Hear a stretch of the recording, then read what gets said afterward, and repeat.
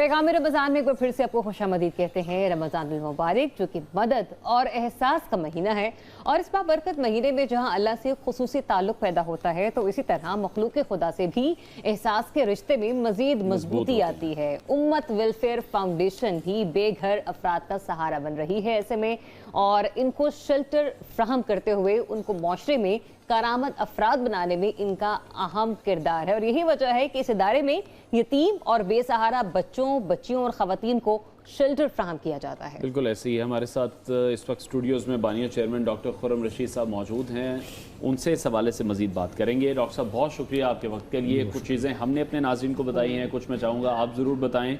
और जो सबसे बेहतर चीज़ मुझे पर्सनली इसमें लगी है वो ये है कि आप सिर्फ इन लोगों को इनका ख्याल नहीं रख रहे हैं, इनको पाल नहीं रहे हैं, बल्कि इनको ऐसा फ़र्द बना रहे हैं जो कि फिर मुआशरे में वो काम भी करते हमें दिखाई दे रहे हैं। जी बेशक ऐसे ही है जी, बहुत शुक्रिया।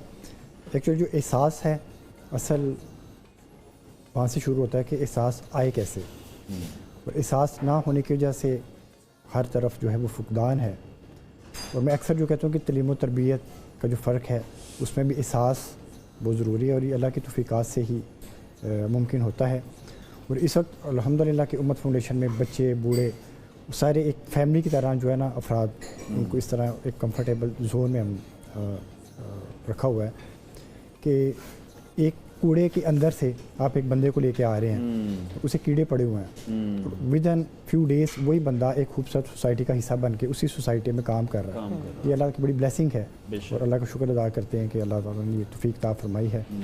और स्किल्ड बेस के ऊपर जो है हम वर्क कर रहे हैं कि हमारे पास जो बेटियाँ हैं, जो बच्चे हैं, जो बूढ़े अफराद हैं, वो कर क्या सकते हैं, वो जो कर रहे हैं, कर सकते हैं, उनको हम मोटिवेट करके जो है ना वो।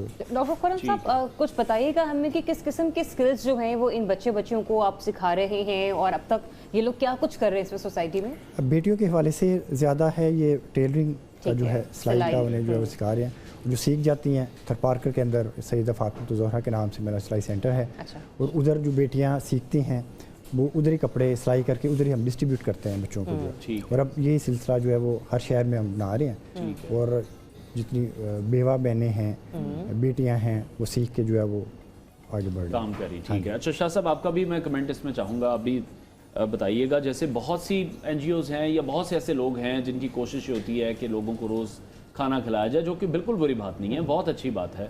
बट अगेन कहीं ना कहीं हमें अब ये भी तो सोचना है कि इन लोगों को डेली हमने ही खाना खिलाना है, या हमें इस काबिल करना है कि आगे से ये खुद भी जॉब क्रिएटर बन सकें, ये लोगों के लिए भी मज़ीद आसानियाँ पैदा कर सकें, ना कि ये रोज़ लाइनों में लगे रहें खाना खाने के लिए। हाँ यार, ये फिर अगेन इसमें ये सब्जेक्ट सारे के सारे ऐसे हैं जो 2 मिनट में सिमट नहीं सकते। मुख्तसर ये कि पिछले 4, 5, 6 साल में हम जो सब मीडिया के लोग हैं, हम देखते हैं कि रोज़ाना की बुनियाद पर, हर सालाना की बुनियाद पर NGOs की तादाद में, रजिस्टर्ड NGOs की तादाद में, अनरजिस्टर्ड NGOs की तादाद में, इस तरह के ये भाई तशरीफ़ लाए हैं, इस तरह के जो सोशल वर्कर्स हैं उनकी तादाद में इजाफ़ा होता चला जा रहा है। बिल्कुल। और ये इजाफ़ा जो है वो एक समाजियात के तालिब इल्म की हैसियत से मुझे बताता है कि मेरी रियासत जो है वो कमज़ोर होती चली जा रही है। क्योंकि रियासत कमज़ोर होती चली जा रही है, अपनी ज़िम्मेदारियाँ पूरी नहीं कर रही है, गुरबत बढ़ती चली जा रही है, तो फिर लाज़िम बात है कि फिर आपको शेल्टर होम्स की भी ज़रूरत पड़ती है, आपको खुराक की ज़रूरत पड़ती है। आप अंदाज़ा कीजिए, अब यानी कि उस इदारे का तो फ़ख्र है कि कई इदारों को पाकिस्तान की मुख्तलिफ़ सूबों ने कहा कि भाई आप हमारे हॉस्पिटल्स चलाएँ।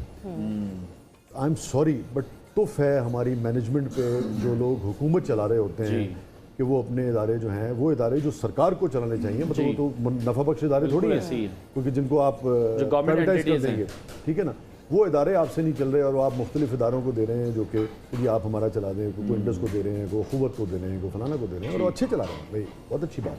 मगर हर ये चीज़ जब आपको कोई इदारा ये कहे कि हमें हुकूमत ने एक और इदारा दे दिया, हमने एक और इदारा बना लिया, तो एक तरफ आपको खुश होनी चाहिए इस मुल्क में अच्छे लोग हैं, दूसरी तरफ आपका दुख उस खुशी से ज़्यादा होना चाहिए। इसका मतलब है कि रियासत एक दर्जे और कमज़ोर है। ठीक है, तो मुझे तो बहुत तकलीफ होती है। ठीक है। अच्छा डॉक्टर साहब, अच्छा एक इसके साथ साथ मैं कहूँगा कि ना, मैं आपको वैसे भी ये जो बात होती है ना, बाज़ औक़ात मैं समझता हूँ کہ اس پہ ہمیں تنقید، میری یہ رائے ہے اور آپ کی رائے کا احترام کروں گا اگر آپ کی رائے مختلف ہو. میں سمجھتا ہوں کہ دیکھیں یہ طبع کے اوپر ہوتا ہے. جیسے کچھ لوگوں کو روزے رکھنا اچھا لگتا ہے، نفلی روزے رکھنا، کچھ لوگوں کو نفلی نمازیں پڑھنا. یہ بھی بات مجھے نا میرے ایک اسکالر عالم جو اسکالر تھے، مسلم اسکالر، اپنا اسلامک اسکالر تھے، انہوں نے سمجھائی کہ میں نے بعض اوقات ان سے میں ایسی بحث کر رہا تھا کہ یوں کیوں نہیں. انہوں نے کہا یہ آپ کا مزاج ہے، آپ کی خواہش ہے کہ میں نفل پڑھوں، آپ کی خواہش ہے کہ میں عمرہ کروں، آپ کی ہو سکتا ہے کسی کی دوسرے کی خواہش یہ ہو کہ ایک عمرے ایک حج کے بعد وہ چاہے گا کسی بچے کی شادی کرا دے. تو طبع کے اوپر بھی لوگوں کو جینے دینا چاہیے، ٹھیک ہے نا، چونکہ اس کا ہی کام نہیں ہے. ریاست کو تو آپ کہہ سکتے ہیں کہ تم کیوں کھانا کھلا رہے ہو، تم کیوں اسکل نہیں کھلا رہے، مگر کوئی شخص اگر دسترخوان لگا رہا ہے اس کو آپ یہ نہیں کہہ سکتے کہ تو دسترخوان نہ لگا، تو سلائی مشین کرا. آپ سلائی مشین تنقید نہیں اس بات پر، میرا یہ خیال ہے، اگین میرا یہ خیال ہے، آپ کی رائے مختلف ہے تو میں احترام کروں گا. ٹھیک ہے ڈاکٹر صاحب، اس طرح کے ظاہر سی بات ہے معاملات کو سر انجام دینے کے لیے بھاری رقم خرچ ہوتی ہیں. سلائی سینٹر کوئی ایک تھوڑی چل رہا ہے، بہت سارے ایسے آپ کے انسٹیٹیوٹ ہیں جو کہ کام کر رہے ہوں گے ان بچے بچیوں کی تعلیم کے لیے. تو سر ان کا خرچہ، ان کے اخراجات کس طرح سے سالانہ پورے ہوتے ہیں؟ دوسرا یہ بھی جو لوگ ہمیں سن رہے ہیں وہ بھی چاہیں گے کہ زکوٰۃ خیرات کے عطیات جو ہیں وہ کسی نہ کسی فاؤنڈیشن تک پہنچے، تو اس بارے میں تھوڑا گائیڈ کیجیے. یہ میری بہن، یہ جس شاہ صاحب نے بات کی ہے، یہ توفیقات ہیں اللہ تعالیٰ کی طرف سے نا.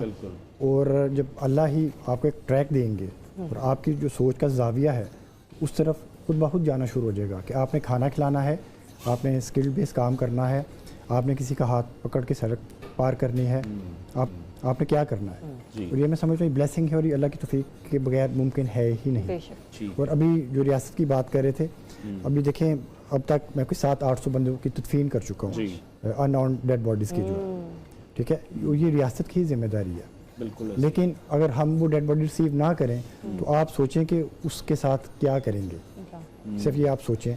اور جو ہمارے پاس انفارمیشن آئی کہ اس ڈیڈ باڈی کے ساتھ کیا ہوتا تھا، تو ایک دفعہ جسم کام چاہتا تھا کہ یہ بھی تو ایک سوسائٹی کا خوبصورت حصہ تھا، انسان تھا، تو یہ کس موڑ کے اوپر اس کے ساتھ ہو کیا رہا ہے.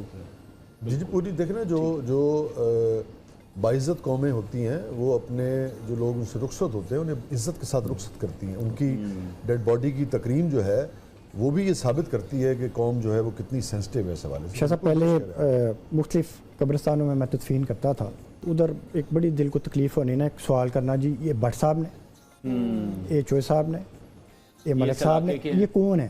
اور پھر آپ یقین کریں کہ علانیہ انہوں نے پوچھنا کہ اس کا عقیدہ کیا ہے، ٹھیک ہے، پھر آپ اس قبرستان میں تدفین کریں گے. اس صورتحال کو مد نظر رکھتے ہوئے اب میں نے اپنا ہی ذاتی ایک ایسا قبرستان ڈیولپ کیا سیالکوٹ میں، جدھر نہ کوئی یہ پوچھے گا کہ کون ہے. اور یہ تمام اب وہ کام ہیں جن کو ان ایشو سے آگے بڑھ کر ہمیں کرنا چاہیے. بہت شکریہ بانیہ چیئرمین ڈاکٹر خرم رشید ہمارے ساتھ ان کانورسیشن. ناظرین بریک لیتے ہیں، بریک کے بعد آپ کو دوبارہ جو ہے لکھتے رہیے پیغام رمضان.